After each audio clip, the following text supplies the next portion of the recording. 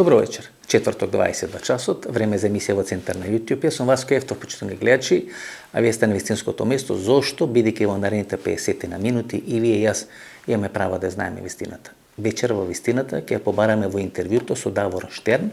Ви го најавив пред нова година, поранешен генерален директор на хрватскиот нафтен гигант ИНА, човек кој најдобро ги познава нафтените прилики тука на Балканскиот полуостров, бил директор на нафтена компанија во Русија, Руската федерација, трговија со нафта, Индија, Кина, Казахстан, течен газ, кој американците сака да го продаваат во Европа, зошто е поскапи така натаму и така натаму. Значи сите тие пикантерии околу газот, околу нафтата, всушност геополитиката која денес се води преку тој енергетски сектор, сите тие прашања ќе ги отвориме, ќе ги разглобиме, ќе ги анализираме во интервјуто со Давор Штерн. Останете со нас, нема да зажалите. Добар ден, Давор Штерн, поранешен министар за економија или господарство, како се вика тука во Хрватска, директор генерален на ИНА.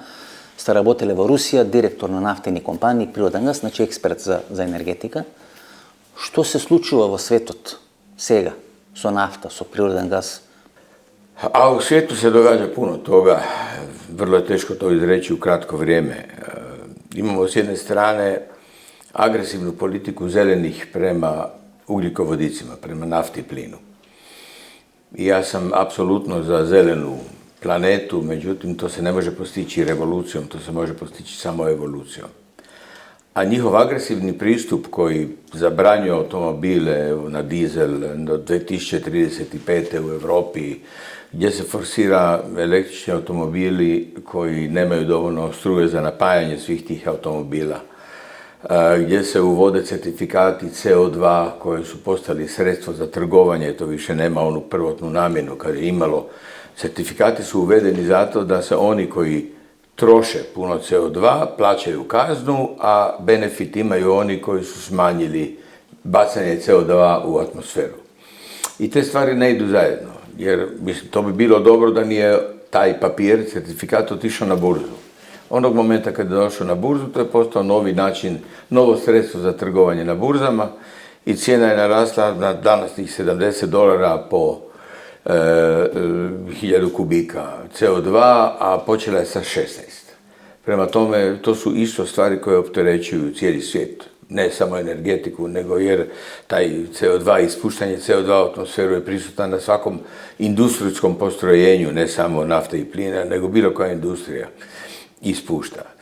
Međutim, taj CO2 je svjetski problem o kome se ne govori zato jer je to vrlo nepopularno i ne može se ništa napraviti po tom pitanju. Naime, svijet dolazi do nivoa od 8 milijardi ljudi koji žive na planetu.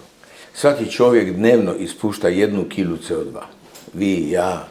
Kad izdišemo u toku dana, mi izbacimo 1 kilu CO2. To je 8 milijardi kila dnevno. I kako, na koji način to uhvatiti, na koji način to neutralizirati? To jedino može biti sa sadnjom novog drveća koji bi onda neutraliziralo kroz procese taj CO2. Međutim, toga nema, to se ne događa. I Brazil je u okviru sporazuma u Parizu obećao da će saditi novo drvo umjesto svakoga koji se u Amazoni sruši, posadit će novo drvo. To se ne događa. Tako da bojim se da je tu jedan problem koji svijet još nije spoznao. Drugi problem, emisija topline, zagrijavanje planete. 8 milijardi ljudi, svaki od nas, dok je zdrav, ispušta sijaj, 36,5 stupnjeva Celzija. U odnosu na okolinu je to puno.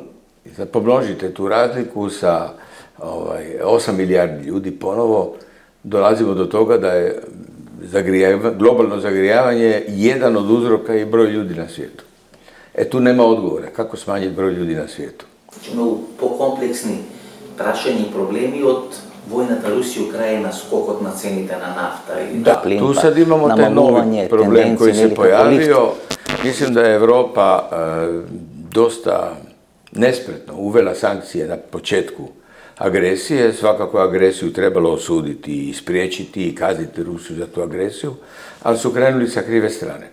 Jer ono što se dogodilo sa uvođenjem sankcija na izvoz ruske nafte, plina, derivata, se reflektiralo na porast tih cijena na svim tržištima, pa tako i u Europi. I mi danas plaćamo danak tim sankcijama. Mi ne plaćamo danak ratu u Ukrajini, nego sankcijama. Europa je imala cijeli niz drugih sankcija koje je mogla uvesti Rusiji, koja je kasnije uvedena, zaustavljanje novčanih tokova, zaustavljanje priljeva IT industrije, sofisticirane opreme. Sve to dalje na neki način se odvija, a tome Europa nije stala na kraju, a isto tako se odvija i šverc ruske nafte po svijetu. Danas nafta kotira na $95 po barelu, Indija kupuje tu istu naftu po $70 barelu, rusku naftu. I onda jasno da u Indiji, Turskoj, Kini zarađuju na tome puno novaca, a to se odvija, svijet ne može to sve skupa kontrolirati, nema toliko ni satelita, ni mogućnosti da se prate svi ti brodovi i njihov pretovar na otvorenom moru.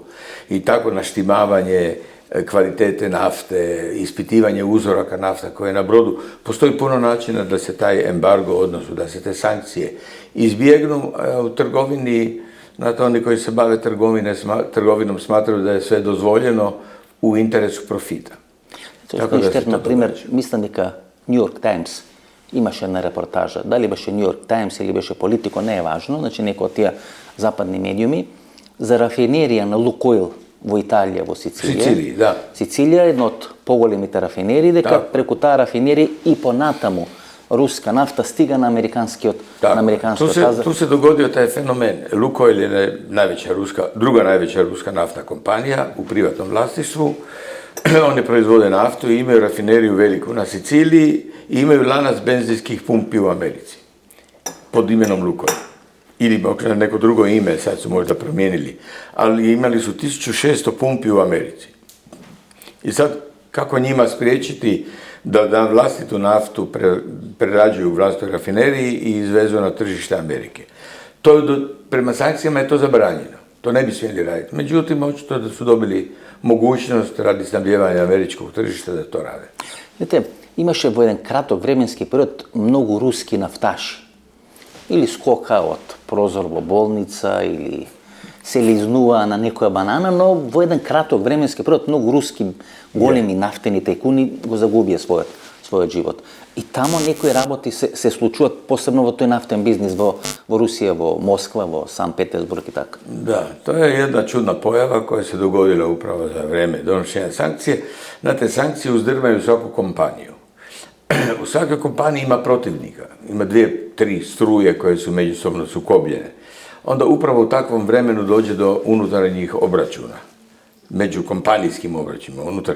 Mislim da je to rezultat toga što su počeli padati sa prozora i vršiti takozvana samoubistva.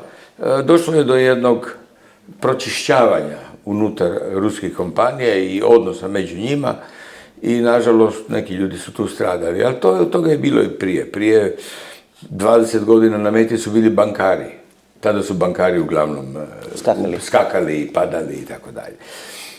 Ne bi ja to povezivao direktno sa ratom, to je više unutarnje preslagivanje na ruskoj energetskoj sceni. Пред него што ќе прашам за нафта, природен газ и што можеме да очекуваме, 1 или 2 месеци пред војната во Украина има обид, ајде да го дефинираме како шарена револуција, ако не е шарена револуција, туку се клановски битки на стариот и на новиот председател Назарбаев и Токаев во Казахстан. Казахстан е еден од најголемите производители на литиум, кој подоцна се користи во овие нови индустрии, нуклеарни и така натаму. Многу ми насмета дека конфликтот во Казахстан е всушност конфликт кој ќе има контрола врз тие елементи кои се неопходни за градби на нуклеарни централи или во наводници дел на таа зелена индустрија. Тоа беше еден сериозен конфликт. Сепак е тоа во рускиот двор, така русите тоа го нарекуваат, тоа го дефинират. Значи конфликтот во Казахстан претходи на украинската агресија на Русија. Da, ja ne bi to povezivao, ja mislim da bi to konflikta došao i nevezano na Ukrajinsku. Rusija i Kazahstan imaju konflikte već dugo vremena. Kad sam radio u Rusiji, ja sam bio, moja kompanija TNK za koju sam radio, imala jedno naftno polje u Kazahstanu, u Aktjubinsku. Ja sam bio u upravnom vijeću, u direktoriju te kompanije. Mi smo imali stalno problema jer je rafinerija bila u Rusiji, a naftno polje je bilo u Kazahstanu. To nije daleko, Orski je daleko od 200 km od tog naftnog polja. Međutim, u tom kazahstanskoj kompaniji su partneri bili Kinezi. I sad na tom trokutu interesa je došao do problema oko kvalitete nafte. Naime, Rusija još uvijek nema banku kvalitete. Proizvode se različite vrste nafte, od lake do teške. Sve one idu zajedno u cjevovod koji na kraju isporučuje taj REB, Russian Export Blend, ili nekad se to zvalo Urals. I ta nafta je rezultat smjese teških, laganih, srednjih nafti, a mi smo proizvodili vrlo laganu naftu, međutim nismo za nju dobivali premiju. Jel? I tu je nastao taj konflikt. Takvih konflikata je bilo više, ja govorim samo o te jedne kompanije. Za taj nuklearni dio ne znam, nisam u njega upućen. Međutim, ono što se sad dogodilo je da, kako je Rusija pod sankcijama, a povezana je cjevovodima i sa Azerbejdžanom, i sa Kazahstanom, i sa Turkmenistanom, sigurno dio ruskog plina ide preko tih cjevovoda i dolazi na tržište upravo kao nekakav drugi proizvod, kao njihov domicilirani kazahstanski proizvod, a u stvari je ruski plin. Ili imaš jedan konflikt, im stavija zabrana ili go blokira onaj kazahstanski naftovod koji završuje do Azerbejdžan, nekada 1700 km, koliko je dolgo ili otprilika. To je neka informacija koja se pojavlja u medijima, vidi ki Kazahstan i Azerbejdžan smeta deka сега тия можат таа нафта да испорачат на европскиот пазар и да бидат замена за руската нафта, за рускиот природен газ. Ti trgovački odnosi su vrlo zamršeni, trgovci su vrlo promoćurni, oni imaju jako dobre ideje koji su na rubu nekakvih zakona i pokušavaju ostvariti što veći profit. Ali to se događa u svim drugim granama, to se događa na burzama, to se događa sa kriptovalutama. Nažalost je današnji svijet toliko opterećen tim profitom koji se mora ostvariti pod svaku cijenu, da se bavi stvarima koje se nekad bile nezamislive. Nezamislivo je bilo prije 30 godina da neko dođe i u svjetski monetarni sustav stavi nešto što se zove Bitcoin ili Ethereum ili nešto i da kaže to vredi toliko i toliko, to je moje sredstvo plaćanja. To je u stvari jedan klirinški oblik koji je, nažalost, dobio potvrdu kao roba. Jer novac je roba, ali pitanje je koliko je Bitcoin roba, šta stoji iza njega. Nekad je novac bio štićen zlatnim polugama, zlatnim rezervama. To su ukinuli. Prema tome i američki dolar, i funta, i franak nemaju iza se, ali imaju snagu države koji ne garantiraju. Da. Ali stoji iza toga da daju sigurnost da je to nekakva vrijednost. Šta stoji iza Bitcoina? Da, ne znajme koje. Ništa. Da. Evo, to su te stvari koje se događaju u svijetu sa trgovinom, a jasno da u nafti i plinu, pogotovo kad se pojavaju velike mogućnosti za zarade, se događaju nelogične stvari.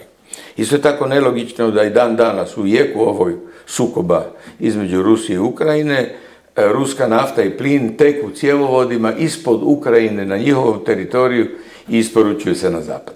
Znači, tečat i ponatamo pod Ukrajina. Da. Знаете како во војната во Босна што беше овде? Сите против сите се борат, меѓутоа рафинериите во Босна не беа чепнати, ништо не им фалеше во текот на тие 2-3 години војни во Хрватска и Босна и Херцеговина. Нафта се тргува помеѓу Срби, Хрвати и Босанци. Одеше тоа без to je mali primjer. Да, sad se to događa na velikoj skali. Да, тоа беше на ниво на статистички некој узорак, пример. Овде значи се случува на И добро, колку пари се вртат? Вие сте работеле во Русија, сте биле дел на компанија, нели, нафтена во Русија. Колку пари се вртат? За која сума станува збор тамо, господине Штер? To je teško izračunati. Mi nećemo to nikad saznati, jer ta nafta koja dođe sa diskontom od 20-30% postaje roba potpuno drugog karaktera. Naime, morate naći banku koja će financirati jednu takvu operaciju. Prema tome, tu su i banke uključene. Morate naći osiguravajuće kompanije koje će osiguravati takvu naftu, a sva je ta nafta osigurana. Morate naći brodara koji će preuzeti prijevoz takve nafte sumnjivog porijekla. Prema tome, u cijelom tom lancu postoji jedan taj, pa čak i koruptivni element, gdje svaki od njih ima svoj interes da zaradi sve više novaca, a na bazi kršenja zakona. Jer ako su sankcije, onda su sankcije. Nema ni bankar ne smije raditi, ni osiguravatelj, ni brodar, a pogotovo kupac. Jedino prodavac odgovara da proda robu, doduše uz veliki diskont. Dobro, 20% diskont To не е нормално, нели? Ma kakvi, toga nije bilo nikad i iz toga se izvlače ogromni novci. Ja sam neki dan računao za jednu novinarku iz Hrvatske, na jednom brodu od 80.000 tona se može zaraditi između 15 i 20 milijuna dolara. Na jednom brodu. За дисконт? Diskont između realne cijene nafte na burzi i onoga po kojoj se prodaje upravo radi sankcija. 15 od 20 Do милиони. 20 milijuna dolara. Добро, каква е процедурата? Велите, цената на изворот е помала, па се мешат неколку вида на нафта. Публиката нели не ги знае тие работи, а сега сме нели сите заинтересирани да видиме како тоа функционира, што функционира. Еве, природен газ и нафта, вие нели повеќе сте експерт за нафта. Како доаѓа, значи, можеме ли трасата да ја, како се меша, што се тие три види на нафта, лесна, тешка и така натаму и така натаму. Малце кратко, дали тоа можеме да го Gledajte, te дефинираме? nafte, svaka od njih ima svoje karakteristike. Karakteristike su u rasponu od do. Toliko sumpora, toliko čađi, toliko merkaptana, toliko raznih primjesa koje čine jednu naftu prepoznatljivom. Međutim, ako vi uzmete jednu naftu koja je sličnih karakteristika, nije ruska nafta posebna nekakva, ona je slična libijskoj, ona je slična alžirskoj. Ako uzmete takvu naftu, relativno malu količinu na tanker, a negdje taj tanker povuče s drugog tankera svojim pumpama veću količinu ruske nafte, to se uvijek može prodati pod naftu drugog porijekla. A osim toga tu postoji igra sa laboratorijima koje vrši ispitivanja, a i sa uzorcima nafte koji svaki tanker ima na sebi, s kojima se da isto manipulirati. Prema tome, ružno je to reći, sve to skupa je jedna velika prevara. Ali mi svi plaćamo tu prevaru, neki jako puno zarađuju, ali evo mi smo robovi skupog goriva. Još je došlo do jednog problema da su derivati postali preskupi, upravo opet radi burzi. Nije to rezultat rafinerijske prerade. Uvijek je prerada u rafinerijama jednako koštala. Nešto više, nešto manje. Ali ako uđe nafta po $90 u rafineriju, a derivati koji izlaze po vrijednosti prerade čine bazu nafte ne 90 nego 150, onda to znači da nešto ne štima. Ne štima pošto se tim derivatima trguje na burzama i burze pumpaju cijene. Cijena derivata ne određuje njihovu vrijednost. I to se dogodilo danas u svijetu sa puno roba. Inače, šta je cijena? Cijena treba reflektirati vrijednost. Koliko vrijedi taj proizvod. Danas to više nema nikakvih odnosa. Господин Штен, на самиот почеток на војната во Украина беше шокантно дека British Petrol, значи British Petroleum, ги отстапи, се откажа од своите акции во руските нафтени компании. Се говореше дека некаде околу 20%, и тоа се фантастични и цифри, и бројки, и така натаму, и така натаму. Тоа беше како некој знак да ги охрабри сите овие нафтени компании. Толку ли се британците влезени на руски, или беа толку влезени на рускиот нафтен пазар, за да можат така ношалантно да се откажат од едно такво количество на пари? Pa ja mislim da je to kozmetički bilo sve.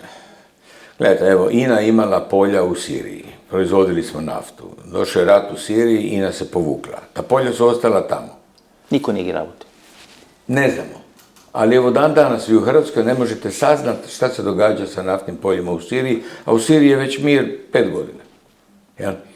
Tako će biti i sa ovim. BP se povukao, za njega je to bio preveliki reputacijski rizik da ostane u zemlji u koja je izvršila agresiju na Ukrajinu. Međutim, kad se regulira taj rat, kad se dođe do mira, a doći će, kad tad, oni će se vratiti na ta svoja polja i vratit će se na taj nivo koji su imali odnosa sa Rusijom. Ja sam u to uvjeren. Добро, Штен, видите, имаме Венецуела, имаме Иран, имаме Катар, Обединените арапски емирати, Саудиска Арабија, барем 3 од овие 5 се или 4 се со проблематични демократски перформанси. И сега нели американците се обидуваат да направат некоја конструкција. Саудиска Арабија се приближува кон Русија, имат контрола во ОПЕК. Венецуела има проблем, не знам, со Мадуро, па претходно со Чавес и така натаму и така натаму. Однаш американците откриваат повторно Венецуела. Па имат една тајна средба, па втора тајна средба, па веќе не се ни тајни, туку се на највисоко ниво представници на Конгрес, на Сенат одат во Венецуела. И сега на крај ќе мора да голтнат некои демократски процеси фаули, дали Саудиска Арабија, дали Иран, дали Венецуела.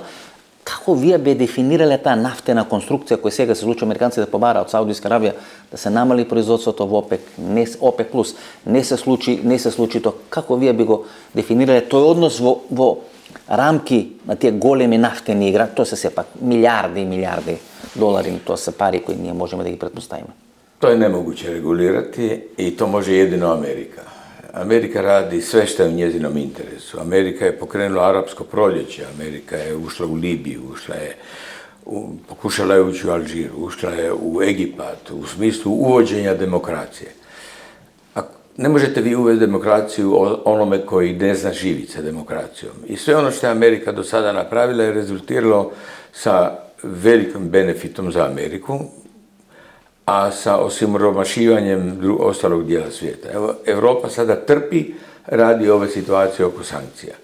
I još se govorilo da će se Amerika ukinuti sankcije prema Venezueli i prema Iranu ukoliko neće biti dovoljno nafte za američko tržište. Navodno i ruska nafta, vidimo primjer Lukoila, energija dolazi u Ameriku bez obzira na to da je Amerika predvodnica tih sankcija.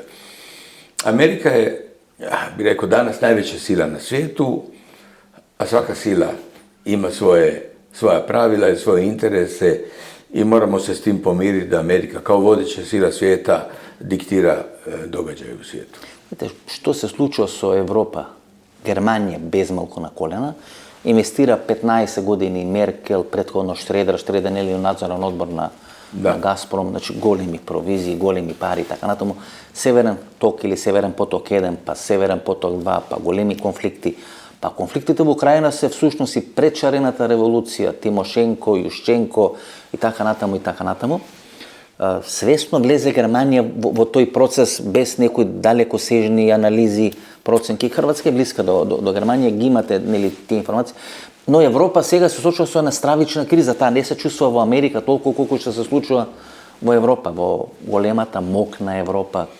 Тој спој. Gledajte, nisam stručnjak za vanjsku politiku, a pogotovo za naftenu, za gasnu politiku je više. Da, meni je neshvatljivo da dio javnosti u Europi, a pogotovo u Njemačkoj, osuđuje Angelu Merkel da je radila i da je dovela u Rusiju jeftinu naftu i jeftini plin.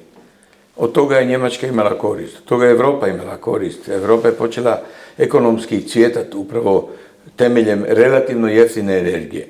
I sad se nju kaže kupovala je rusku jeftinu energiju. A zašto bi kupovala skupu? I Amerikanci hoće kupiti jeftinu energiju, a nama prodaju skupi LNG u isto vrijeme.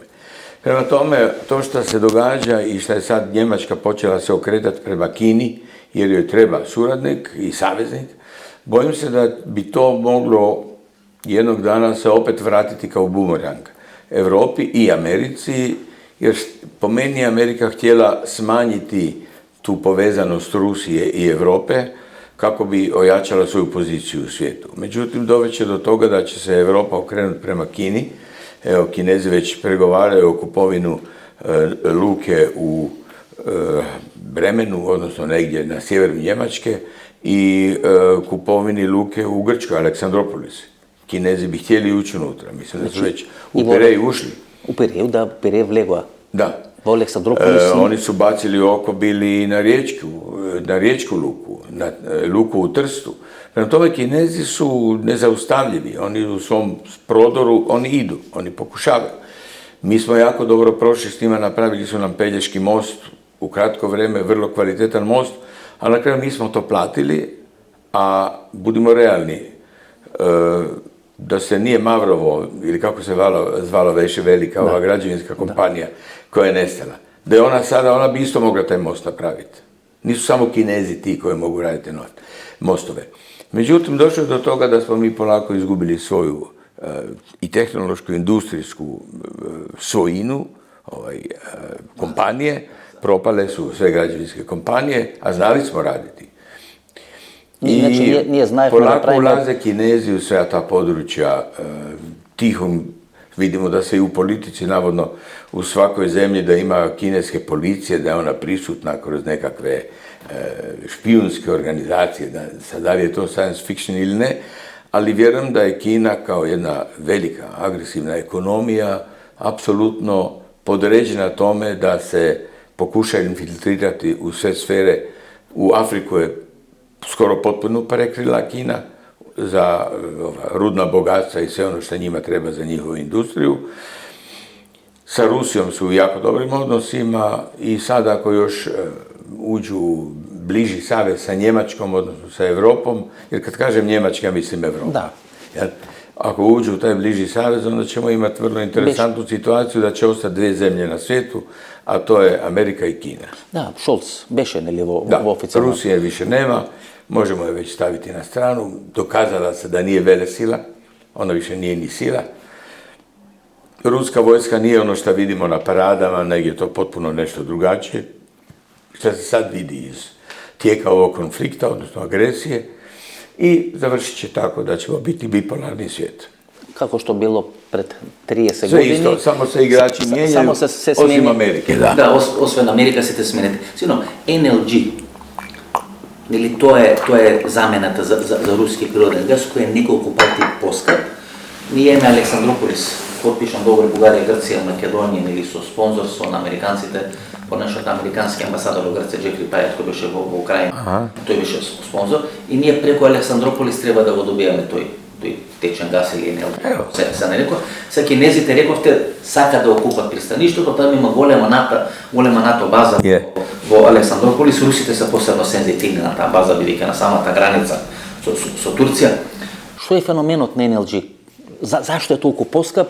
Нели имаше една информација, 60 танкери плива тука по Атлантикот, Северно море, никој нема да ја купи. Што е феноменот чисто за публиката? Evo, dobro pitanje. LNG je običan plin, prirodni plin koji se jedino pretvara u tekućinu, pa se on tlači, pa se može više količinu energije prevesti na jednom brodu nego da je u plinovitom stanju. Jel? Prema tome, vi uzmete prirodni plin, onda ga pretvarate u tekućinu, tlačite ga, stavljate ga na brodove koji su jako skupi, koji to prevezu, i onda na ishodu iz tog broda on ponovo prelazi u plinovito stanje. Prema tome, tu se troši relativno velika količina energije za pretvorbu tih stanja, materije. I jasno da je LNG skuplji od prirodnog plina. Međutim, u tom LNG-u američki prirodni plin u Americi je jeftin, a kroz LNG kad se prodaje u Europu, postaje skup. Sada, pošto je zima za sada još relativno topla, nije došla sezona velikog grijanja niskih temperatura, trgovci su ukrcali velike količine LNG-a na brodove i čekaju povećanje cijene. Jer to je način i da se skladišti plin. Inače, plin možete skladištiti jedino u podzemna skladišta ili na brodove putem pretvaranja u LNG. Može i u vodik, ali još to nije razvijena ta tehnologija. Prema tome, ovi brodovi koji plutaju negdje i čekaju porast cijena plina u Europi kako bi svoj LNG skuplje prodali opet u Europu, i opet će Europa plaćati skupu energiju i postaće još više nekonkurentna i još više opterećena inflacijom nego što je sada. Како велат, сите го чекаат генерал Зимов. Да. И русите го чекаат генерал Зимов поради војната, а американците го чекаат генерал Зимов за да скокне цената на... Međutim, sa Rusima je drugo, jer i Ukrajinci znaju ratovati u zimskim uvjetima. A знаете, Tako da tu ja ne vidim neku veliku prednost za Ruse u tom dijelu. Знаете, сум уштен, тоа нели во Македонија е многу актуелно, посебно овие луѓе кои се наклонети кон Русија, велат сега ќе дојде зима и русите тоа ќе го искористат како украинците да се од Бразил дојдени, нели од Аргентина, живееле на 30 степени Целзиусови, не знаат тие да војуват. И Наполеон, и Хитлер, главните битки се случуваат всушност во Украина и во текот на Втората светска Tako, војна. oni su zapeli u Ukrajini, ne u Rusiji. Да, Русија. Uglavnom, da. Генерално тоа е населени дел. Jer fronta je bila u Ukrajini. Да. NLG, значи, прво е како природен газ, Prirodan plin, on se pretvara u tekući plin, komprimira se, mora se pod temperaturom od minus 164 stupnja Celzija njega držati i pritisak od jedno 150 atmosfera. On je u tim rezervarima koji su na brodovima i tako se prevozi. Kad dođe u luku, prilikom iskrcaja, on se ponovo pretvara u plin i ulazi u plinovodni sustav. И тој 2 или 3 пати поскап од обичен руски природен газ. Германците нели сега се главно зависни од тој NLG, Generalno, ние Македонија немаме нека голема зависност од руски природен газ, реално, Да. не се малце повеќе проблем со електрична енергија, повеќе проблем со нафта, со нафтени деривати. Гледам на берзата во Будимпешта, цената на електрична енергија флуктуира, се очекуваше дека ќе оди преку $1000, нема некои такви назнаки околу берзата. Ma zato jer je zima još uvijek nije pokazala svoje pravo lice. Kad dođe prava hladnoća, vidit ćete kako će se to promijeniti vrlo brzo. Овие нафтени деривати што ги купуваме тука на Балканот, тоа е берзата во Дженова, таа ли е клучна берза, како се набавуваат? Обично нели имаше Алжир, имаше Сирија, имаше не знам Либија и така Da, натаму. pa imate burze koje definiraju cijenu i ta cijena se definira na Mediteranu. Prema tome, za izračun naših derivata u Hrvatskoj, ja mislim da je tako i za Srbiju, i za Bosnu i Hercegovinu, vjerojatno i za Makedoniju, da nije smisla. uzima se kao reper cijena derivata na Mediteranu i onda se na to gradi sve ono ostalo što dolazi, PDV, trošarine. Што значи тоа на Медитерану? Да речем, значи имаше To има se Северно ima море, горе. specijalizirane časopisi koji prate burzu. Jedan je Plec, drugi je Argus, ima ih još nekoliko i onda oni putem ovih kretanja cijene prethodnog dana na burzama, onda oni izračunavaju koja je sadašnja nekakva srednja cijena za te derivate i onda se mijenja iz sata u sat, iz minuta u minutu.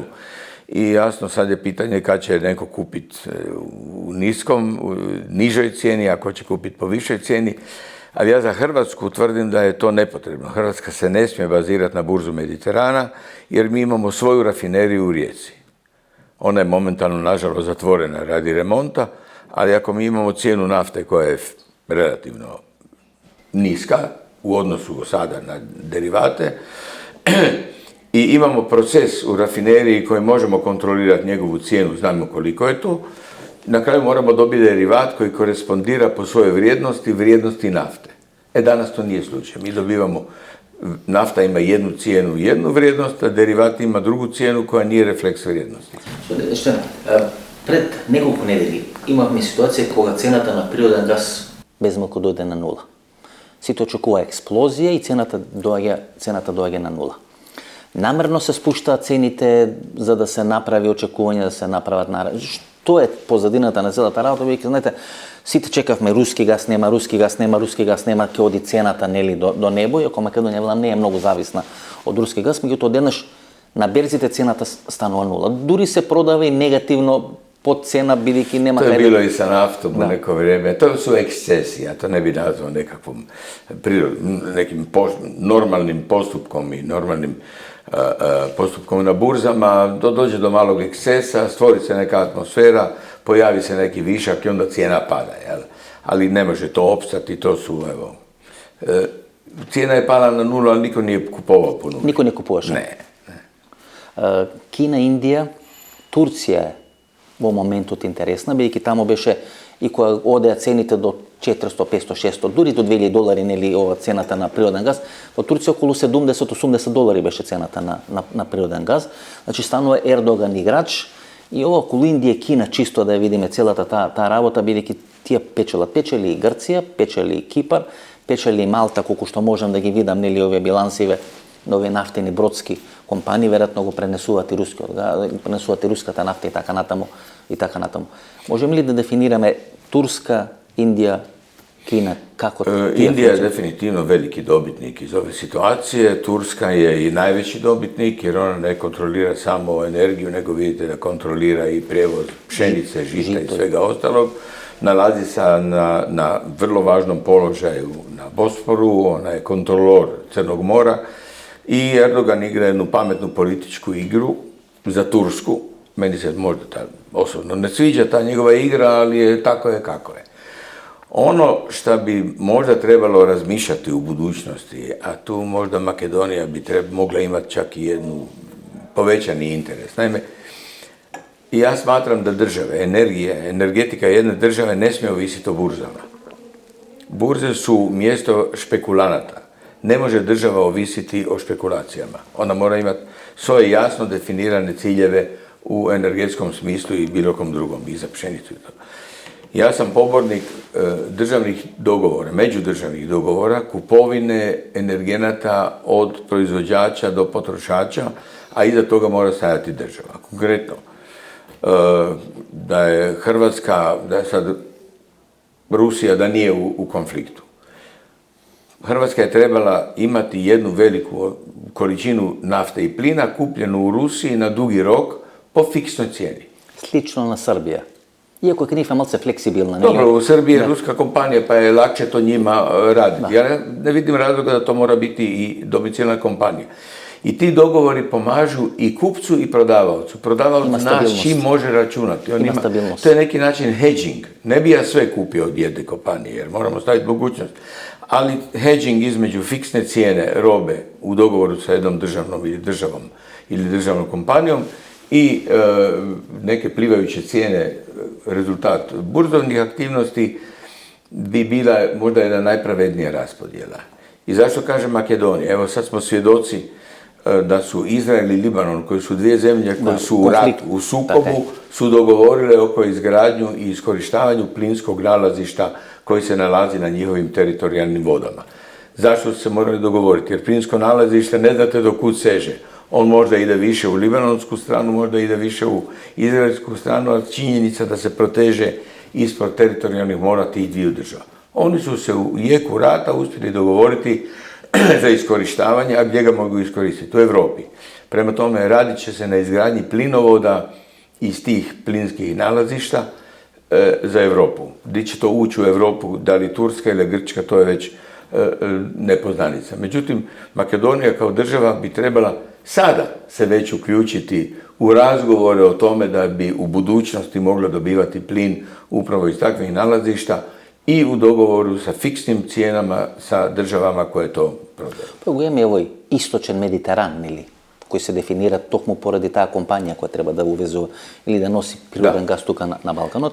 Предходно на војната во Украина, предходеше војната во Сирија и тамо беше поентата како катарскиот природен газ, бидејќи Катар е бидејќи Катар е најголемо наоѓалиште. Дури еден од кланот на Кенеди нели имаше одредена анализа дека војната во Сирија, влегувањето на Русија во Сирија да го направи тој Сири, односно како шиитски како го дефинираат, го нарекуваат Берлински зид, Иран, Сирија и Либан, кај што е Хезбулах, нели шиитска одредена финансирана паравојна формација или владина формација веќе, за да може да се спречи катарскиот природен газ да може да доаѓа до Европа, за да се направи замена, субституција на ефтиниот руски природен газ.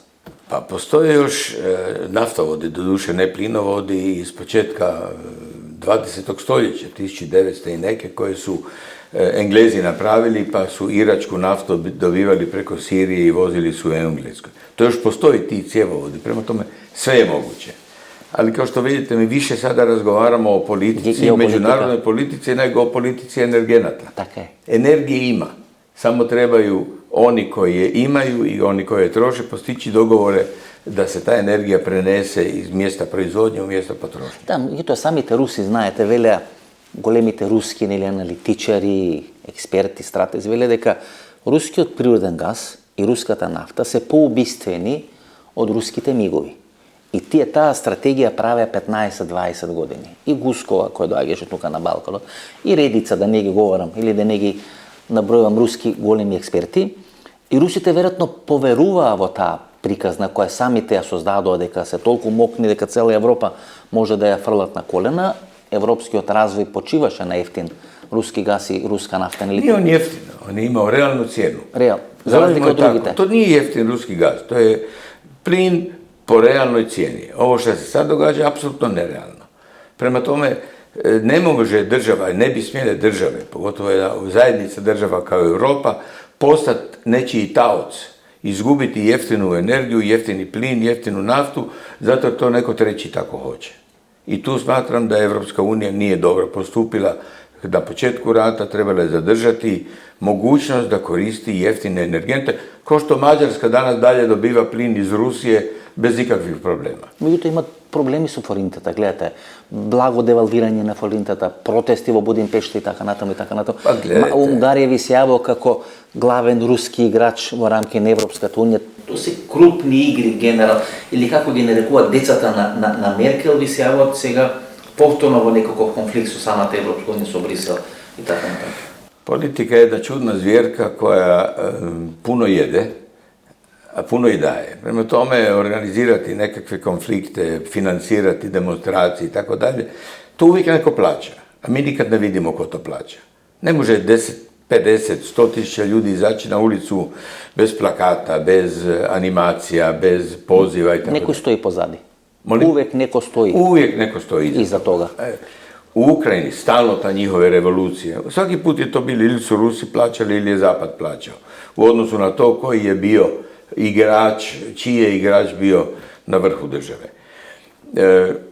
Očito da je iza Zelenskoga stoji neko koji ga cijelo vrijeme gura napred, jer da su se ispunili sporazum iz Minska, pogotovo Minsk 2, konflikta ne bi bilo. Ali je Ukrajina prekršila taj sporazum, Rusi su napali, ne opravdavam ni žrtve, ni rat, i da me se krivo ne shvati, ali se to moglo riješiti mirnim putem. Može se i danas riješiti mirnim, da neko hoće. Očigledno prvo pitam, di su Ujedinjeni narodi u svemu tome? Gdje nema? Nema ih. To je jedan rat da su Ujedinjeni narodi reagirali 2014. kad je Rusija zauzela Krim, do ovoga ne bi došlo. To je Erdogan go veli.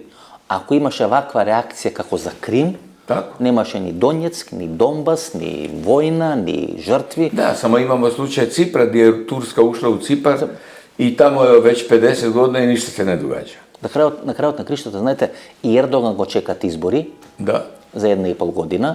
S ova inflacija od 82%, ako ne iskoristi kako što treba ova cijela kriza, toga koji možda mu reći Erdogan da ne vlezi na grčki ostrovi, koji se na 500 metri od Turske Ako Rusija nije sankcionirana, a Turcija je zemlja vo nalet, Osmanlijsko carstvo je tako na tom toškoj, možemo zabrani Erdogan da vlezi na grčki ostrovi superiorene, ima naogjališta na prirodan gas, za razliku od Libani i od Izraela, što se dogovori Grci i Turcija ne može da se dogovora oko tije naogjališta na prirodan gas koji istražuje Turcija. To ste pitanje postavili? Jeste pitanje. Kažem, Turska, ko može zabraniti Turskoj da napravi rat oko te otoke tamo dole ako Rusija uđe u... Pa ne može niko, evo. Sad iz povijesti vidimo da ne može. Odnosno, mogla bi jedne jake Ujedinjene nacije, imaju vojsku, financiramo ih, oni sjede, evo sad sam bio prošli vikend u Izraelu, te njihove plave kacige sjede u Jeruzalemu, žive ko bogovi, troše novce, voze se s tim džipovima, kome su ono potrebni? Nikome. A da su tad došli na Krim, oni su potrebni u vrijeme nastanka konflikta, a da održavaju postojeću situaciju, oni nemaju nikakvu ulogu tamo. Kako vela, to je golem mislitelj, gospodin Štern. Nas nije mnogo lesno da go analizirаме или да го предвидиме минатото. Тешко ни е да предвидиме и днината. Како вие ја гледате днината? Гледате, русите направиат една проценка, пробаат да оценуват со природен газ, пробаат да оценуват со жито и пробаат да оценуват со нуклеарна бомба, што може да ја фрлат. Што значи дека самите се свесни дека се што им стои на располагање може да го искористат како уцена. Тоа го прават обично луѓе кои гледаат дека ја губат полека силата да можат економски, војнички, политички да ја извојуват таа стратегија што сакаат да ја извојуват. Како може конфликтот да заврши? Вие сте работеле тамо, сте соработуле, ги знаете како размислуваат целиот бизнис што е позади Кремљ. Ne mogu sasvim, nisam na čisto sam sa sobom u tim nekim aspektima, međutim ja ne smatram da je to sukob Rusije i Ukrajine. To je sukob Rusije i Zapada. Jer da Ukrajina nema ovu podršku koju je dobila sa Zapada, pogotovo iz Amerike, milijarde dolara koji se slijevaju dnevno u Ukrajinu, ogromna količina naoružanja, raketa, svega ovoga što dolazi u Ukrajinu, a Rusija je sama. Rusiju niko ne podržava. Svi je osuđuju, međutim Rusija je velika, moćna, ali nema dovoljno jaku armiju da može pobijediti Ukrajinsku. Evo sad imamo dokaz da ruska armija je bila tigar od papira, bez nuklearne bombe. Ali nuklearna bomba za Rusiju znači i uništenje Rusije, prema tome to ja mislim da nije nikad ni bila opcija. Ne može se to samo malo negdje baciti jednu bombicu pa da niko ne reagira.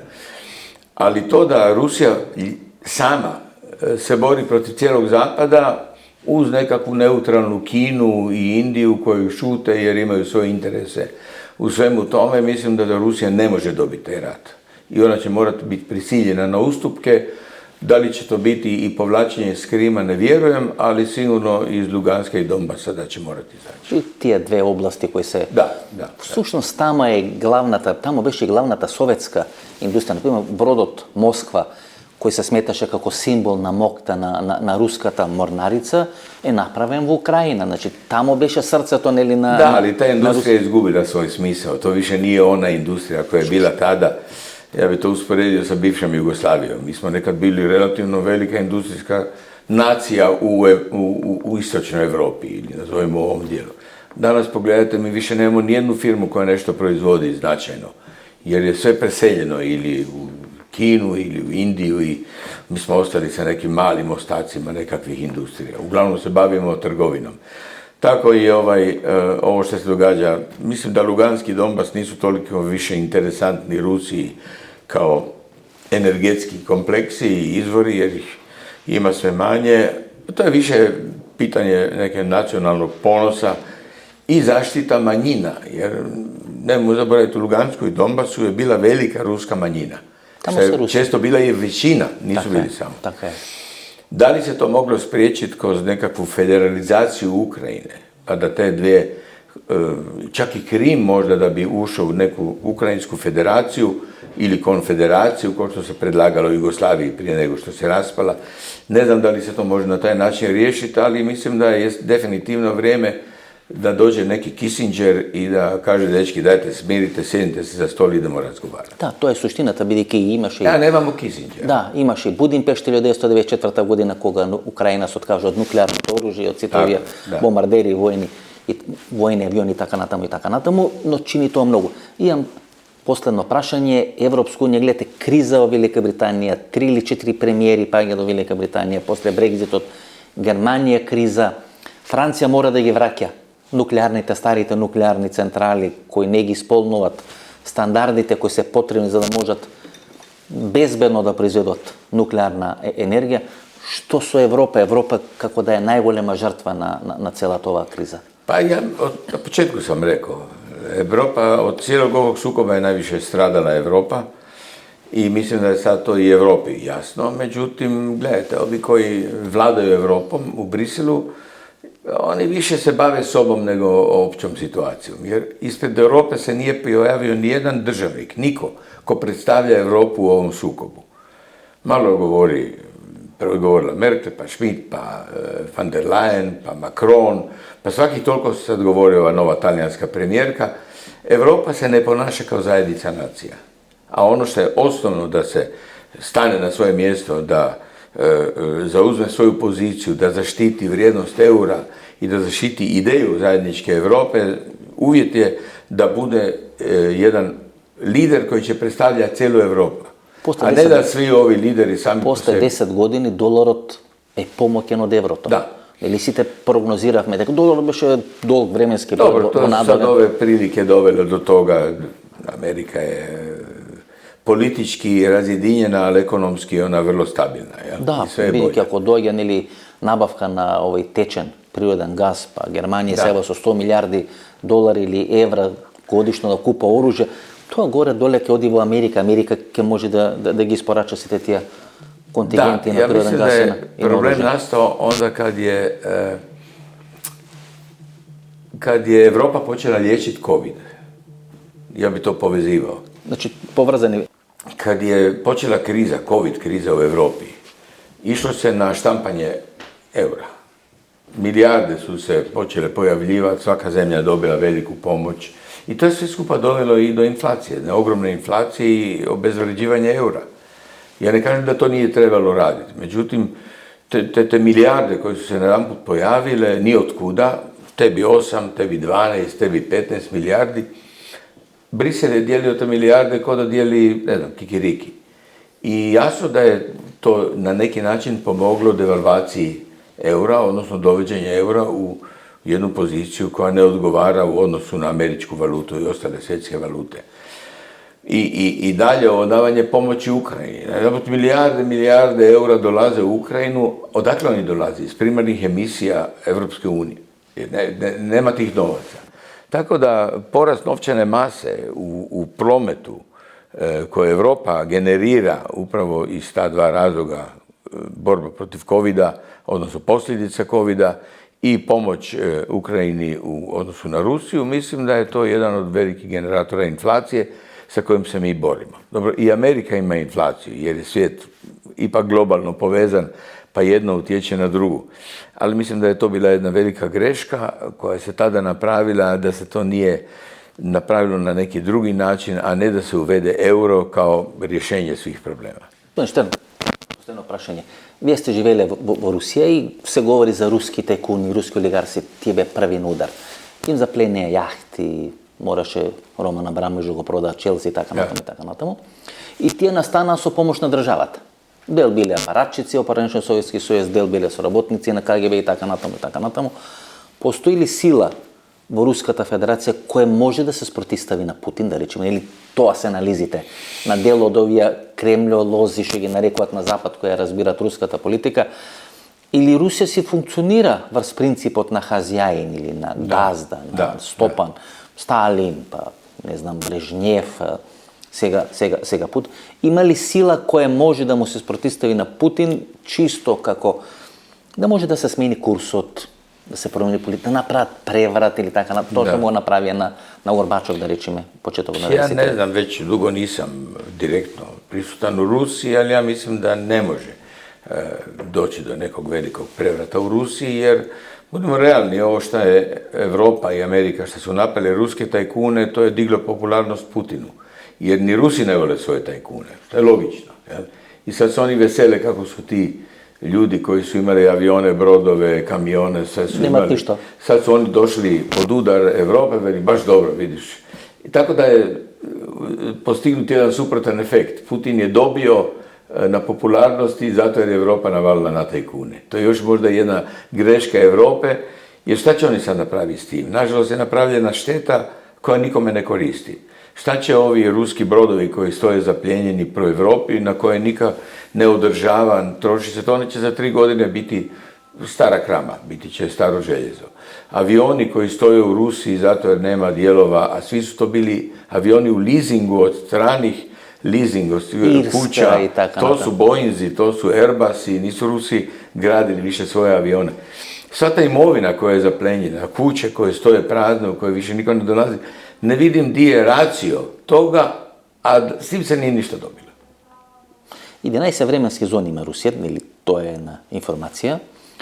Kako može se kontrolirati ta država? Znajte, vi osven Leningrad, odnosno Sankt Petersburg i Moskva, možete im ukinuti McDonald's, možete im ukinuti Mercedese, možete im ukinuti bilo što drugo. To je ovo Jakutsk, verjetno to nema da ga počustva na minus 30 stepeni. Dori ni informacijete da ima vojna v Ukrajini, ako ne regrutirati nekoj komšija, nema da stigni tamo. To je jedno ogromno prostranstvo, kao što bez avtoritaren, ne velam diktatorski, bez avtoritaren lider, to ne može da funkcionira. Rusija ima potrebu od avtoritarni ljudi. Kako Rusija da izlezi od cijela ova situacija, pošto ovo Hersonšovo gledame, svađame deka Rusija i sama poleka je svjesna deka ta vojna ne može da je dobije. Ja sam, kad sam došao u Rusiju 82. godine, nisam mogao shvatiti kako Rusi žive u toj neimaštini nakon toliko godina i oni trpe to i žive s tim da nema cipela, da nema banana, da nema ovoga, da nema onoga. Stalno nečeg nije bilo, onda kad se pojavili su svi jurili to kupiti. Međutim, Rusija nije samo Moskva i Sankt Peterburg, nego cijeli istok Rusije, cijela ta nekako ogromno prostranstva Sibira i čak i ovo sve na jugu prema Azerbejdžanu, Kazahstanu, oni nikad nisu doživjeli posljedice tog kapitalizma koji je došao u Rusiju. Oni su dalje živjeli na jedan svoj primjeren način, gdje nisu opet puno imali, ljudi, pogotovo stariji, su živjeli sa malim penzijama. Nije kapitalizam u Rusiji se proširio na cijeli teritorij. Kapitalizam u Rusiji nije se proširio na cijeli teritorij Rusije i poboljšao stanje nakon raspada Sovjetskog saveza. Tako da su oni, ja sam na početku agresije, kad su me pitali koliko dugo mogu Rusi to izdržati, sam rekao oni mogu zauvijek to izdržati. Takvu jednu situaciju, kao prvo su se izvukli ekonomski relativno dobro, njima raste prihodi, i dalje se prodaje, i dalje se trguje, o tome smo govorili prije. Njima definitivno puno manje pao BDP nego što se očekivao. uspjeli su zaustaviti pad BDP-a, imaju vrlo pametne ljude koji rade u centralnoj banci i koji reguliraju novčane tokove i ekonomske sustave unutar Rusije, tako da ja mislim da se ruski duh teško može uništiti. On se može podjarmiti, može se poniziti, može se vrijeđati, ali duh nećete uništiti. I Rusija će se polako nakon ovog konflikta vraćati opet na neki viši nivo, ali ja se nadam u suradnji sa Zapadom nakon što ovo sve završi, jer jedna Rusija Zapadu treba. Nama ruska energija, ruske sirovine treba ako Europa hoće ostati konkurentna u odnosu na ostale igrače u svijetu. Kina i Amerika. To ste vi rekli. Da. Hvala mnogo strike, se gledamo neka sljedna prilika. Hvala puno sreće i vidimo se neku sljedeću priliku. Hvala vama. Puno hvala. Ви реков одлично интервју со Давор Штерн. Тука е крајот на нашата вечерашна емисија. Ако ви се допадна вечерашната емисија, ново дружење, недела во 22 часот, до недела во 22 часот. Пријатно вечер, Македонијо, каде и да си.